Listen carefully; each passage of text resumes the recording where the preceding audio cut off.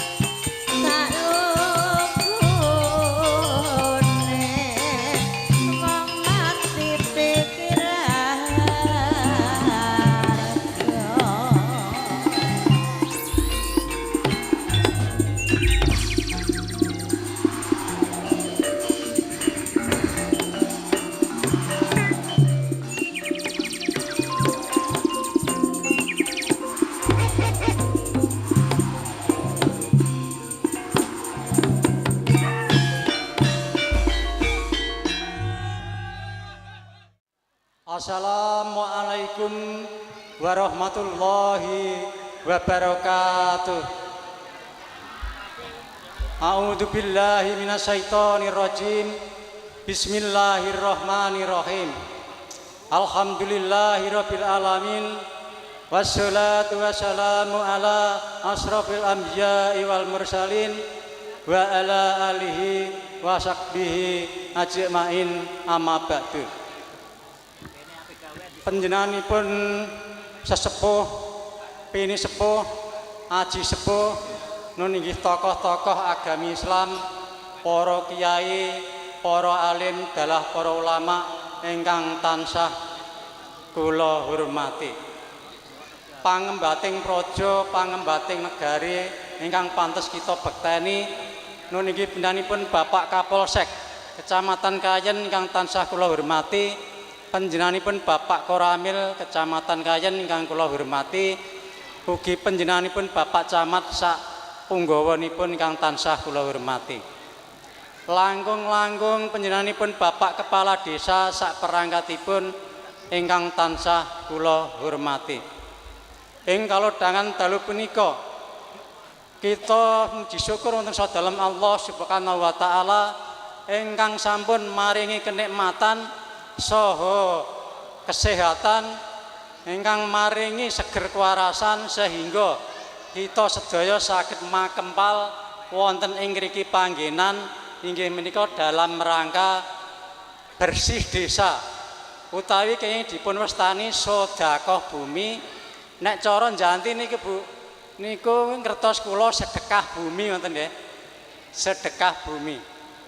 Saklajengipun para rawuh mboten kesupen kita sedaya maos sholawat dan salam mugi kunjuk wonten sadalem junjungan kita Nabi Agung nun inggih Kanjeng Nabi Muhammad sallallahu alaihi wasallam ingkang beto agami Islam wiwit zaman jahiliyah ngantos Islamiyah, zaman perkewo ngantos zaman gemaripah lo jinawe Kartata Raharja merasandang murapangan ingkang kados wedal dalu punika. Lan kita ajeng-ajeng syafaatipun ing benjang yaumul qiyamah, hari akhir utawi hari kiamat. Amin amin ya rabbal alamin. Saklajengipun para rawuh, kita sedaya para tamu undangan kakung Sumawana Putri menika sami rukun, sami guyub, nggih menika sami saeka praya. Raos bombong rasane penggalipun para panatia anggenipun inggih menika kerja ingkang saestu-estu akhiripun menika berhasil ngantos ngempalaken dhateng panjenengan sedaya nun inggih ngrukunaken dhateng panjenengan sedaya. Ing saklajengipun para rawuh kula ing wekdal dalu punika nempil kamardikan panjenengan. Kula ing dalu punika nggih menika mintangani pamundhutipun ingkang mangkugati nun inggih benanipun sedaya para panatia lan sedaya para warga utawi masyarakat ing Dukuh Janti saha Dukuh Jabung Kidul sak Kukuban.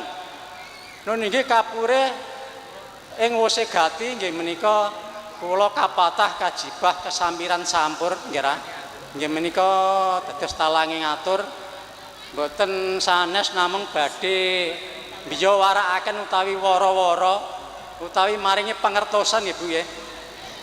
Nggih menika masukipun dana saking 6 RT. Nggih menika Dukuh Janti saka Dukuh Jabung Kidul sak Kukuban. Mangke badhe dipun aturaken, dipun waosaken panjenenganipun Bapak Warsito selaku bendahara. Ing saklajengipun para rawuh anggen kula dados talange atur ing dalu punika mboten sanes menika badhe napa menika maringi pengurusan dhateng panjenengan. Sedekah bumi ing dalu punika kanthi napa menika dananipun saking panjenengan-panjenengan sedaya nggih. Ing pangajap sabibaripun menika dipun bancaki buminipun, dipun sedekahi, dipun menapa menika syukuri. Muga-muga tanahipun piyambak-piyambak, sawahipun piyambak-piyambak madal ingkang malimpah-limpah kanthi dipun dhahar setahun ngantos turah-turah nek saged insyaallah kangge tumbas sawah tanah nggih Bu nggih.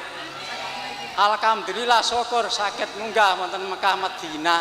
Amin amin ya rabbal alamin.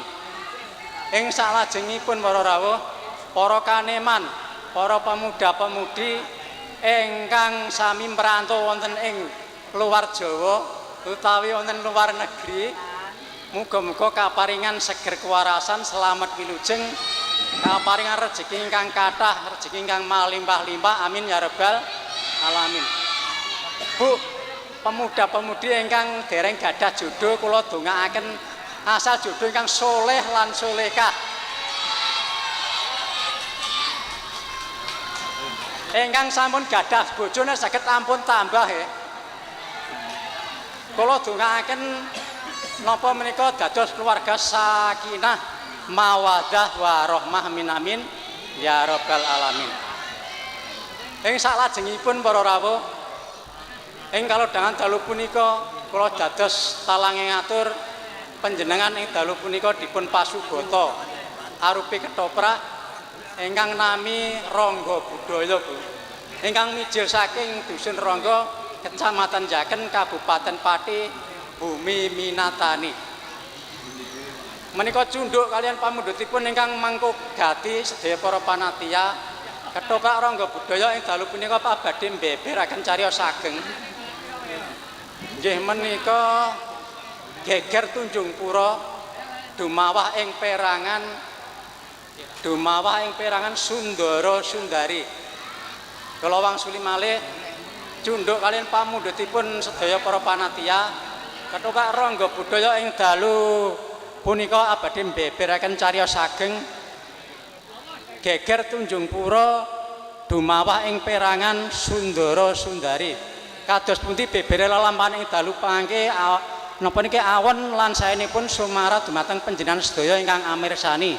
Mbok menawi rombongan ketoprak Rangga Budaya anggenipun nindakaken lelampahan kok kirang pas nun inggih sedaya menika manungsa lumrah mboten sepisahing kalepatan.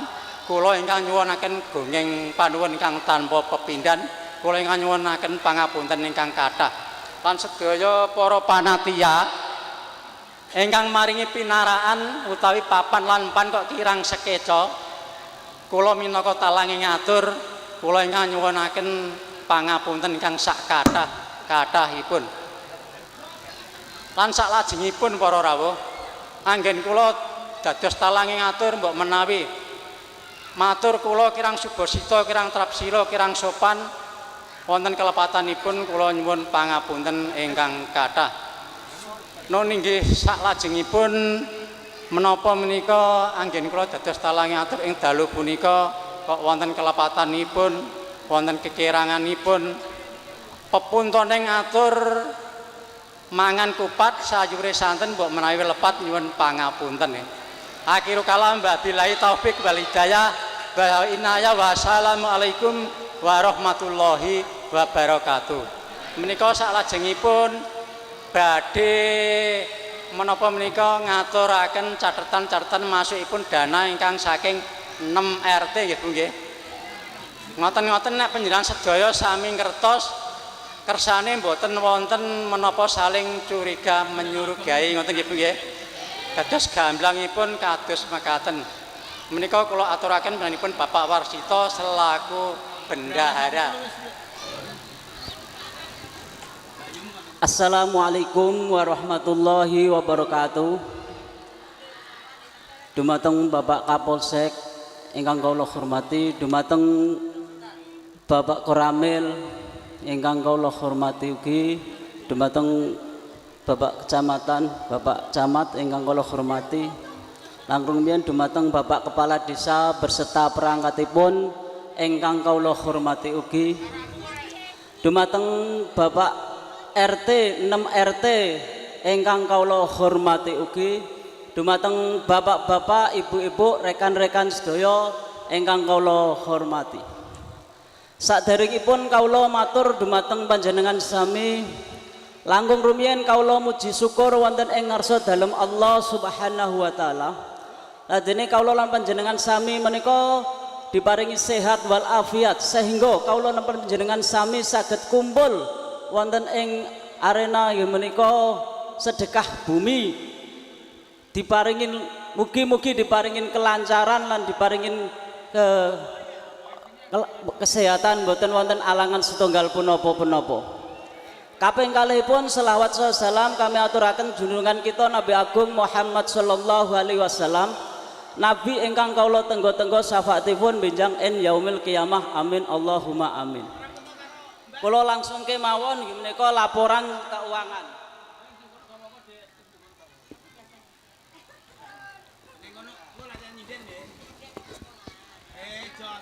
Laporan masukan saking RT 01 Bapak Kartomo inggih menika 10 juta.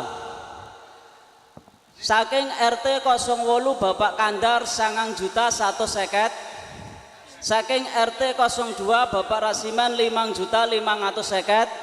Saking RT 07 Bapak Samaan 4 juta 100. Saking RT 03 Bapak Kemat 6 juta.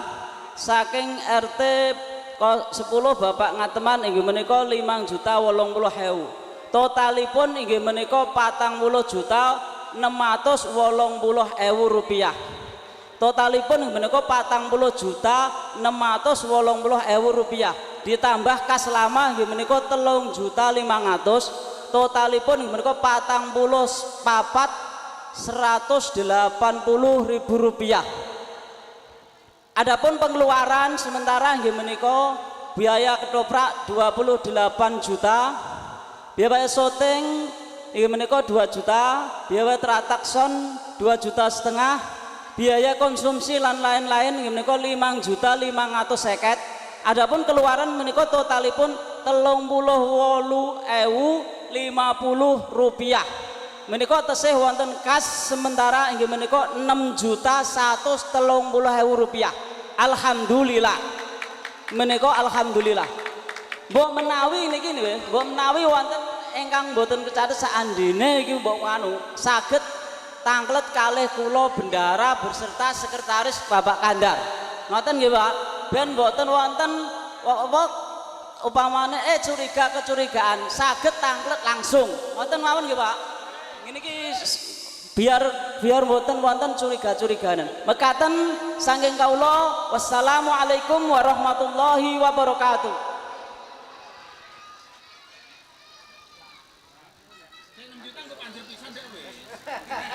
Menika nggih menika penyiaran perolehan dana ingkang saking 6 RT.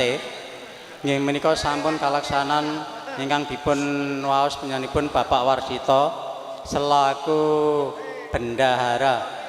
Ing kalau dengan dalu punika sedaya para panitia anggenipun menapa menika nindakaken kewajiban menika ting dalu punika sampun rampung. Nggih menika menawi wonten kelepatanipun kula ingkang nyuwunaken pangapunten ingkang sak kathah-kathahipun. Penutuping atur wali taufik wal hidayah wal inayah wassalamualaikum warahmatullahi wabarakatuh.